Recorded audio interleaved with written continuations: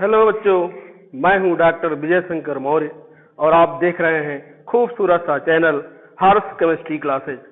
आज के लेक्चर में हम पढ़ने जा रहे हैं acidic strength of oxy acid.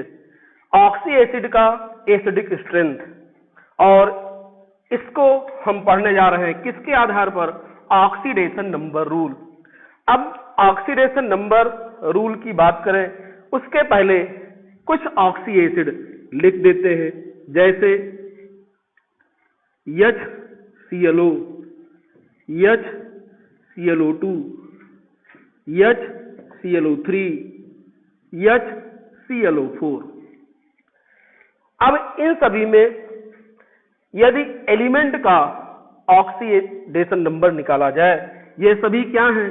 ये सब क्लोरीन के ऑक्सी एसिड हैं। इसमें क्लोरीन का यदि ऑक्सीडेशन नंबर निकालें तो यदि क्लोरीन का माने X, तो ये क्या हो जाएगा? हाइड्रोजन के लिए ऑक्सीडेशन नंबर होता है +1, एक हाइड्रोजन है, और क्लोरीन के लिए होता है -2, और ये सब बराबर है 0। तो ये निकल के आएगा X = +1, यानी इस पे ऑक्सीडेशन स्टेट +1 है। अगर इसमें क्लोरीन का ऑक्सीडेशन स्टेट निकाले तो वही तरीका, X हाइड्रोजन के लिए +1 और +2 ऑक्सीजन है, तो 2 ऑक्सीजन और प्रत्येक ऑक्सीजन का ऑक्सीडेशन स्टेट -2, और ये सब कुल मिला के चार्ज है 0। तो ये क्या निकल के आएगा? ये होगा X = इसको सॉल्व करेंगे तो क्या आ जाएगा? +3। इसमें अगर क्लोरीन का ऑक्सीडेशन नंबर निकाले तो उसी तरह से ये क्या आ जाएगा? ये हो जाएगा X प्लस हाइड्रोजन के लिए +1 +3 और ऑक्सीजन के लिए -2 और पूरा है 0, यानी X = निकल के आएगा ये 6 और ये प्लस यानी +5। और अगर इस पे निकाले तो उसी तरह से आएगा X प्लस हाइड्रोजन के लिए +1 और +4 क्लोरीन के एटम और ऑक्सीजन का एटम, और प्रत्येक ऑक्सीजन के लिए ऑक्सीडेशन स्टेट -2 = 0। इसको सॉल्व करेंगे तो X = आ जाएगा +7। तो ये तो क्लोरीन के ऑक्सी एसिड है जिसमें क्लोरीन का ये ऑक्सीडेशन नंबर निकला। इसमें जिसको क्या कहते हैं? ये है हाइपोक्लोरस एसिड, ये है क्लोरस एसिड, ये है क्लोरिक एसिड, और ये है पर क्लोरिक एसिड। यानी इन सभी ऑक्सी एसिड में ये क्लोरीन का ऑक्सीडेशन नंबर निकला, क्या निकला? हाइपोक्लोरस एसिड में निकला +1, क्लोरस एसिड में निकला +3, क्लोरिक एसिड में निकला +5 और पर क्लोरिक एसिड में निकला +7। मतलब हम इसमें क्या देख रहे हैं कि जो क्लोरीन का ऑक्सीडेशन नंबर है वो इधर बढ़ रहा है। अब बात करते हैं ऑक्सीडेशन नंबर रूल, जिसके आधार पर एसिडिक स्ट्रेंथ बताना है। तो ऑक्सीडेशन नंबर रूल क्या कहता है?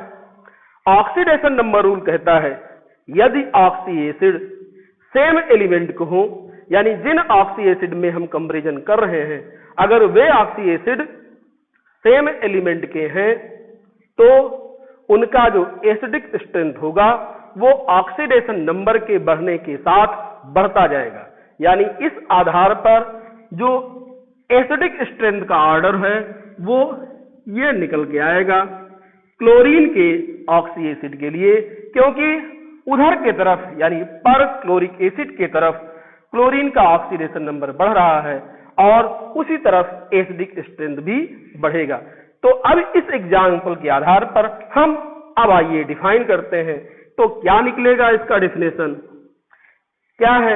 यदि ऑक्सी एसिड सेम एलिमेंट के हों तो acidic strength oxy acid same element के हो और उनका ऑक्सीडेशन नंबर डिफरेंट हो, ऑक्सीडेशन नंबर डिफरेंट हो तो एसिडिक कैरेक्टर ऑक्सीडेशन नंबर के बढ़ने के साथ बढ़ता है। तो क्या है, if oxy acid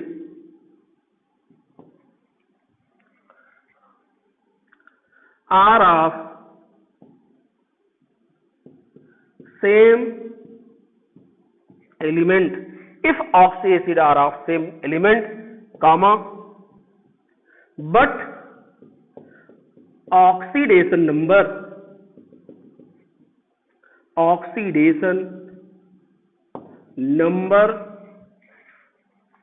is different, oxidation number is different, acidic strength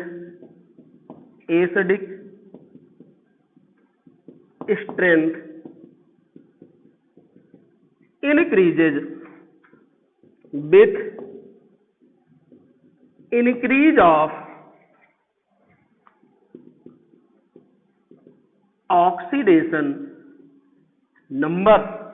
क्या है, if oxy acid are of same element, यदि ऑक्सी एसिड सेम एलिमेंट के हैं परंतु ऑक्सीडेशन नंबर इज डिफरेंट, उन एलिमेंटों का ऑक्सीडेशन नंबर डिफरेंट है, तो यहां लिखेंगे ये है कॉमा, तो acidic strength increases with increase of oxidation number, तो एसिडिक स्ट्रेंथ ऑक्सीडेशन नंबर के बढ़ने के साथ बढ़ता है।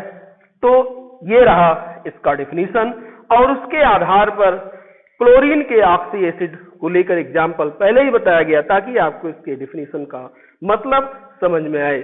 अब इसी तरह से अन्य एग्जाम्पल भी इसमें हम कंसिडर करेंगे। तो आइए अब दूसरा एग्जाम्पल इसके लिए लेते हैं।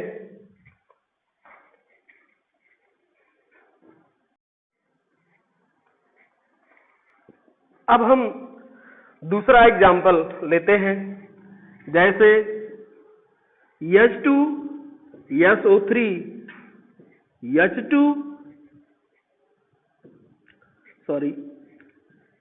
SO4। अब इसमें सल्फर का ऑक्सीडेशन नंबर निकालते हैं। हाइड्रोजन के लिए हो गया, प्रत्येक हाइड्रोजन के लिए 1, 2 हाइड्रोजन है तो 2 into +1 plus x plus 3 oxygen और प्रत्येक ऑक्सीजन के लिए ऑक्सीडेशन नंबर -2 इक्वल टू 0। तो अब ये क्या आएगा, x इक्वल टू ये 6 और ये 2, यानी क्या आ जाएगा, ये आ रहा है +4। और अगर इसमें निकालते हैं सल्फर का ऑक्सीडेशन नंबर तो क्या आएगा, हाइड्रोजन 2 है तो 2 इंटू +1 ऑक्सीडेशन स्टेट, सल्फर के लिए x और प्लस 4 ऑक्सीजन और प्रत्येक ऑक्सीजन का ऑक्सीडेशन स्टेट -2 इक्वल टू 0। तो x इक्वल टू ये 8 -8 और ये हो गया +2, ये आएगा +6।